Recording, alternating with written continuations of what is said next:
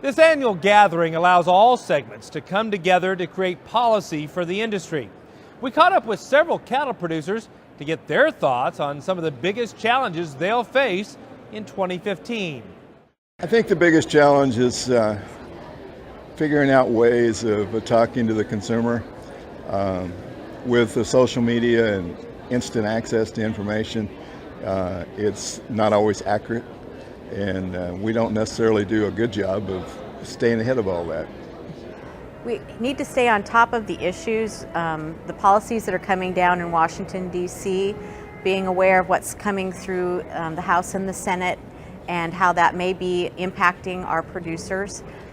We also need to be very conscious of how we disseminate information to the new generation that's coming up into the industry. They're not all paper and emails necessarily, as much as tweets and Facebook concepts and some of those things, the social media aspects.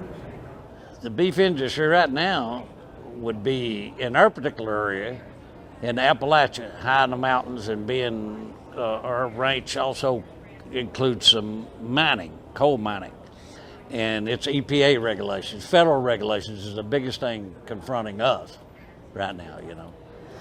I think that the biggest challenge we have is to educate the public on beef, bringing them to our farms so that the public will know where their food is coming from. That's very important. I think we're really removed from it.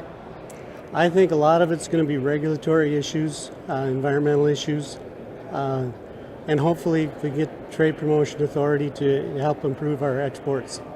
The challenges, I think, are still people like HSUS and PETA that are trying to give us a black eye, and environmentalists, and then that, and we got to really be careful that we don't get over-regulated. I think the biggest challenge facing the beef industry is all the different markets that are out there right now. You know, they're kind of all up against one another right now, and I think everyone just needs to come together and realize that we're all in the same goal of producing wholesome, nutritious beef that's safe for everyone's families to enjoy.